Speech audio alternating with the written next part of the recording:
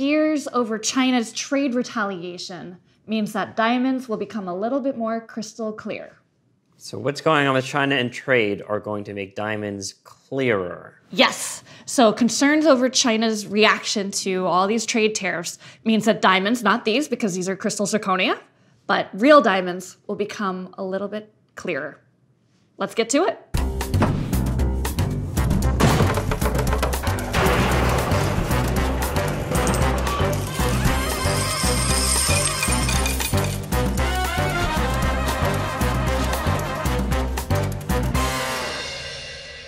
Welcome to the knock-on effect. This is where we start with the thing you know and end up in a strange place. I am Justine Underhill, and joining us today, we have our diamond in the rough, Ooh. Alex Rosenberg. Hello. And we have our prospecting professor joining us from an undisclosed location, Roger Hurst. And a sparklingly good day to all of you. Oh, very nice. It looks like you're in a mine today, Roger. I think sort of Cornish tin mine circa 1840 by the looks of it. Yes, and of course you're still wearing your suit. It's been a hard day beagling before I go and inspect the mine. I don't even know what that means. Is that hunting? Yes, with beagles after on foot rather than on horseback. Okay, that makes sense. His outfit. Okay, that all makes sense. Let's get to why fears over China's trade retaliation means that diamonds will be a little bit more sparkly and clearer. You want to take a guess? So fears over China's retaliation. So the U.S. is doing trade things. China will retaliate and against maybe some countries who are imposing tariffs, and so other countries where diamonds are made, maybe some African countries will become nervous that China will crack down on their trade, and so they'll start making diamonds in labs, and those diamonds are clearer. Okay. That was a little Or all over maybe the other place, countries will start making diamonds in yeah, labs. why not? Professor, what grade do you give that? It's I think it's a tricky one. So I'm going to give something respectable, a B minus, I think, to kick it off. Oh, very nice. Okay. So Grading me on a you're curve. off to a decent start so far. Okay, well, I want to start out with some recent news, which is that the White House recently imposed $200 billion worth of tariffs on Chinese products. It ranges on things from catfish to golf bags to pumice and piston engines. So this whole random Flooding scale. the market with catfish. Yes, I know. Frozen catfish fillets, actually. So. Oh, not like those people on dating sites who aren't who they say No, they are. not that type of catfish. And guess what? China has said we're going to retaliate dollar for dollar. So this is still an ongoing issue. Basically a trade tit for tat. But I do want to mention that China has other ways to retaliate. So they don't necessarily even need to go after U.S. goods. Okay. They can go after things like weakening the yuan, or they could sell off U.S. treasuries. There's other strategic options. They could not sign contracts with U.S. companies, or they could regulate U.S. companies that are operating in China a little more heavily, or they could disrupt the global supply chain. And this actually has very interesting consequences. So Professor, how might this work? I guess most people always think of China as shoes and plastic ducks and stuff like that. But actually, China is also in the resource area as well. And they are a major supplier of some obscure but crucial materials that keeps the world's high-tech sectors running. And this includes rare earth metals, which is used in a lot of electronics. Now, to put this in perspective, they are 5 times bigger than the next biggest exporter of these rare earth metals. Australia is the next largest. In fact, they are 80% of the world's rare earth metals, and they supply 78% of US imports.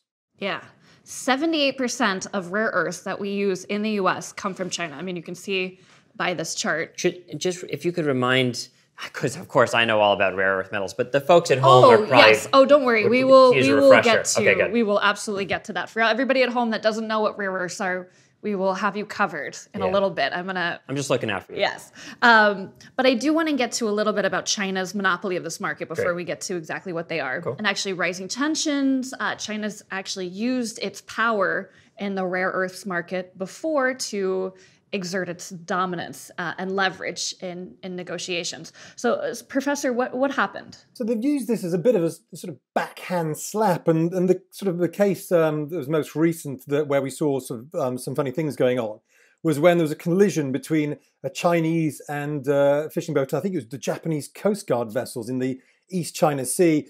And the Japanese detained the captain of the Chinese boat, and China responded by stopping all shipments of rare earth elements to Japan. This was 2010. Yes, and so you can see actually what happened. We have some charts here. Okay. So this is the price of neodymium. You can see this massive I bought some this spike. morning. Yeah. It's good on an avocado toast. It's really good. Yeah. Thanks for that. And then we also have the price of cerium. Okay. And you can see this massive spike, and then after China ended its retaliation, price dropped back down. I mean, this is pretty massive how they were able to impact the market. And I also have a quote here. So there's only one place outside of China on Earth that refines these rare earth metals, and it's in Malaysia. And it's this one major company that does it on a large scale. Okay. And the New York Times actually talked to the CEO, and she said this. So it's, quote, "If there is a full-blown trade war, I can't believe that the Chinese wouldn't use rare earths as part of that." This is Miss Lacaze. "They could do it literally overnight. They have massive control of this market." So what I want to do before we get into rare earths is I hope that I've convinced you that fears over Chinese retaliation have triggered concerns over rare earth supply. Sure. Okay, Yeah. cool. So now let's dig a little bit deeper into what rare See what earths you did are. there? Yeah. Okay, so Professor, what exactly are rare earths? Well, rare earths are not actually that rare. And I think this is the key. There's 17 elements all over the world. And I think a way of saying it is that rare earths are difficult to produce, but quite easy to find. In fact, one of the elements, which is called cerium, for example, is about the 25th most abundant on Earth, making it about as common as copper. So these things just aren't rare. It's the production process that's interesting. But it's hard to go for long without using rare earths. They're found in so many things like electronics of smartphones and hairdryers, electric cars. These are a crucial part of the supply chain, but rare they are not in terms of finding them. So rare earths are used in pretty much everything, or a lot of electronics. And that actually brings us to exhibits A, B, C, and D. Thank you, Scott. Okay, so exhibit A. We have, not as exciting as you would hope maybe, but we have a cell phone, my cell phone. Okay. This is to just highlight that Apple. When you get home every day, like, do you drop off your keys and your cell phone, your wallet, and like these paper bags just to keep everything organized? Yeah, like in A. Okay. So iPhones will be affected. Apple will be affected. And that's because Apple iPhones use 9 out of the 17 rare earth metals. So they're polished with rare earth metals. They extend the phone's battery life. Many are in the phone circuitry. So this is a key one. We'll put that over there. Great. Next, we have LEDs. So LEDs, let's put some of these on the table. So the blue, green, and red that shines through many LCD screens is only made possible with rare earth metals.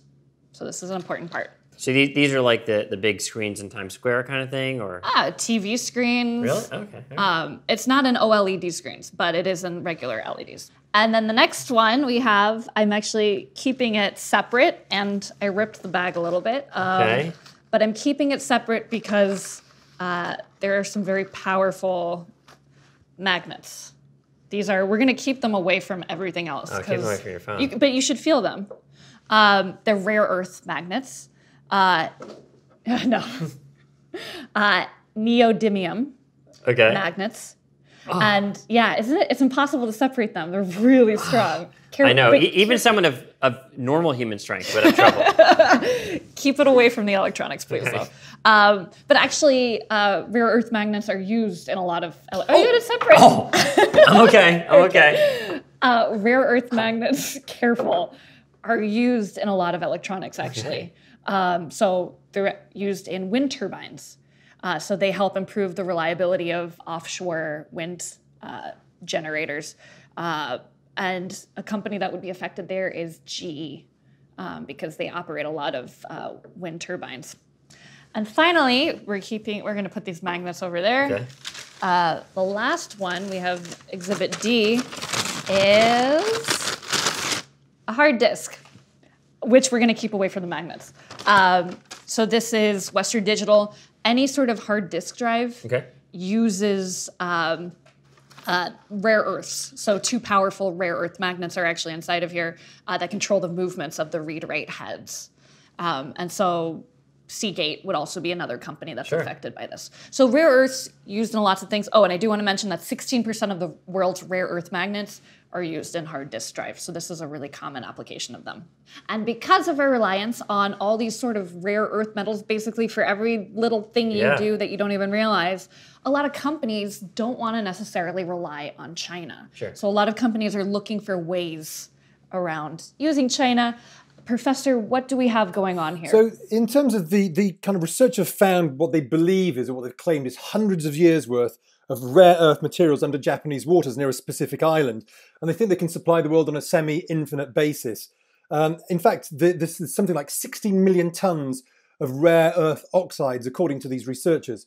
But the key here is what they're finding is the raw materials, but are those raw materials in a state that they can turn them efficiently and economically into truly usable rare earths? And there's a lot of debate around that issue. Okay, so this massive treasure trove of rare earths has been found. It's about 1,000 miles off the coast of Japan, but still technically in Japanese waters. Hold on. I thought these weren't supposed to be rare. Now we're like looking deep under the sea? They're actually not easy. So they're found all over the world, but they're not very concentrated. And so finding these sources of concentrated rare earths is actually quite useful. Okay, so you want to try your hand at another guess? All right, so under the sea, take it from me, there is a large treasure trove of rare earths, metals, and hey, maybe there are also diamonds down there, and they're really clear, sea diamonds. Japanese sea diamonds are some of the most prized diamonds, and so as we dig, but they've been too hard to get to. But now, since we're digging up the rare earth anyway, we're like, it's time to finally unlock the treasures of the Japanese sea diamonds. You're on a pretty good track. Really? I'm surprised. You're a little bit off base, but we have something to work with here. All right. Okay, so let's keep it going. So extracting these rare earths is very, very costly, especially if you're doing deep sea mining, thousands of miles away from your shore. God, I'd hate to work in a deep sea mine. Yeah, that would be... going to work would not be so much fun. Long commute. Yeah, it really is a long commute. But Japan is pushing ahead with research and development to be able to extract some of these rare earth metals from the ocean floor. And this will lead to advances in deep sea mining technology. So what do we have going on there, Professor? So a long time ago, mining was just a fantasy. In fact, in the 1800s, while Jules Verne was writing 20,000 Leagues Under the Sea, this was pure fantasy stuff. But now deep sea mining is becoming a viable reality. But again, it comes back to, is it economical? The Japanese have suggested that a hydrocycle that uses centrifugal forces could quickly separate out a lot of the unnecessary materials. Problem is, no one has ever proved this can work. So lots of stuff down there that's available. The Japanese claim they've got the technology, and who would bet against the Japanese when technology comes into hand? But at this stage, it is still potential, not reality. Right. And so they are investing huge amounts of resources into R&D for these projects so that, because it's their number one mission not to have to rely on China, not to see what happened in 2010 happen again. Okay. And this then has implications for mining, for diamond mining. So, Professor, why don't you tell us a little bit about that? Well, I think it's actually quite a shiny upgrade to Alex's original scores, because he was very close. What we're really seeing here is people now starting to look under the surface of the sea, particularly off the coasts of southern and western Africa, places like Namibia, where they're starting to suck up some of these diamonds in effectively giant vacuum hoses. De Beers, which historically dominated global diamond production, purchased mining rights to a vast tract of land off the Namibian, or in the Namibian seafloor in 1991. And again, going back to what Alex was saying, is that one of the key things here is that if you can find a way of making money so that rare earths become an offshoot, then actually this is a great opportunity out there. And that may be where we're looking now. Yeah. And so De Beers has only searched about 3% or used about 3% of this swath of ocean that they've purchased. Who do you buy ocean from? I guess it's water rights. Do you just like walk up to the convenience store, like, I'll take 2 lotto tickets, candy bar, and a little tract of ocean right over there? They reached a deal with the Namibian government. Oh, because you have water rights over like 50 miles out or something like that. So what if they want to mine just in the middle of the Atlantic? Do they have to ask anybody, or they just go for it? So you actually have to go to, there's a council that you go to. And so they determine whether or not who gets the rights. And they have been approving more and more rights for doing deep sea investigation. This gets into a whole other knock-on effect of environmental impacts. I will mention that there is kind of a interesting balance here, because a lot of these rare earths are used in electric vehicles, and that's supposed to be environmentally friendly. And yet, if you're getting a lot of these rare earths from the bottom of the ocean floor and disrupting a lot of sea life, maybe that's not so much. Yeah. But that's a whole other knock-on effect we can get to next time. So basically what's happening is that the process of mining is going to become a lot more economical. That's as companies are and countries specifically are investing huge amounts in R&D to try to get China out of the supply chain. And then on top of that, that means that diamonds are going to become a little bit more easy to mine because of the new technology we have and the investment there. And here's the key part. Underwater diamonds are among some of the world's most valuable. So they have far greater clarity than diamonds mined on land. So that's sort of the big little wrap up here. Shocked. Yeah. Yeah, that's really interesting. So basically it goes that, concerns about China, Japan, and for now, maybe other countries, looking deep under their waters to find rare earths. Yes. As they're developing these technologies, other countries and companies will use it to mine diamonds and undersea. Did you bring an undersea diamond? Do we have a bag left? I wish I had an undersea diamond. Those are far out of our price range right now. But that's a huge part of it, is that there's all sorts of other things that can get affected. So it's diamonds, but it's also gold. There's actually a lot of gold and other metals, nickel, under the water. Are you saying the supply of gold is actually higher than we think it is? I mean, Watch out, Justine. I don't want to go Careful. that far. But there are Are you implying that gold is a commodity rather than money? There are no. Oh my God, you're putting words in my mouth. There are projects off the coast of Papua New Guinea where they are looking for gold and other metals. Why not? That could be very useful. So it's not just rare earths. It's not just diamonds. There's a lot of need for this deep sea mining. Could be the next gold rush. Indeed, but with better saloons. Oh, yes. I'd love to go to an undersea saloon. It'd be fun. Yeah. Well, anyway, so any takeaways here? Yeah, I mean, so it's funny because we talked about potential trade retaliation. We've talked about it. We're almost tracing the story through different stories week to week, because now actually the U.S. has imposed these tariffs, and yes, and we've talked a lot about China actually, and trade particularly already, but it does. I kind of vaguely knew about rare earths, but to see that chart of how much the price has spiked and how dependent our modern world is on rare earth metals, it is scary especially if you have a political conflict with a country, or a potential political conflict with a country.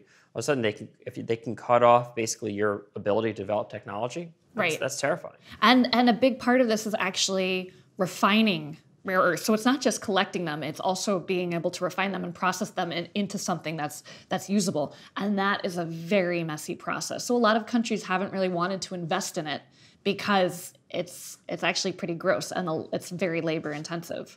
And so that's something that this just shows you how big a objective this is for a lot of countries to get China out of the supply chain here. And we've talked about China a lot, and that's because they actually have monopolies on a lot of different markets. It's pretty amazing. Right. And so countries really are looking for ways around China. Professor, do you have any takeaways? I think there's a very kind of interesting level of economics throughout all of this, because in that sort of 2010, 2011 period, when we saw the prices spike, what actually happened is that places like the US brought some of their mines back online. And in fact, China was a monopoly because places like the US didn't want to deal with all the side effects and all the kind of, the aftermath of the mining process, because it's quite toxic, sometimes radioactive. And so you had these companies that came back on, but then when the prices collapsed back down again, China was able to retake its monopoly. But the fact is that if prices spike massively from here, you'll probably find a lot of other people and a lot of other countries will resume mining the basic materials because the price will be sufficient to manufacture the finished product once more. Yeah, but it does take, I will mention, it does take quite a while to ramp up production. So this is gonna be a long-term project. But so there are other countries that could, as these, I mean, if China actually cut off the supply, not that this could ever happen, but if China actually said, you know what, we're not going to export any rare earth metals, other countries figure it out, otherwise all the serious technology in the world is going to come from China. Like, other countries would be able to find a way, just like iPhones would be more expensive, basically. Yeah, things would be more expensive. There would probably be more recycling programs for them. That's a big thing. Tesla did find a way in the 2010 to try to use less rare earths. So companies can adjust. Did they find any with a submarine in the Thai cave? Oh, no. No. Too soon. Too soon? But yeah, so there's a lot of different ways that these companies can adjust. But because this is so pretty much entrenched in the way things are created, it's very difficult to suddenly change overnight. All right, well, that does it for this week's Knock-On Effect. You can find us here every Thursday on realvision.com. We also do a longer version of the same show in your podcast feed. Just look for Real Vision Presents, and that episode goes up every Thursday as well. And for more on the markets and the economy, check out realvision.com/knock-on effect, where you can sign up for your 14-day free trial. We had an incredible interview that just went up where Jim Grant interviewed Michael Steinhardt. It's like absolute must-see TV. So really recommend you watch that one as well. And you can watch it for free and then never pay us, by the way. You don't have to. Or you could pay us as well. Yeah, that's good too. That's always good. Okay, see you guys next week.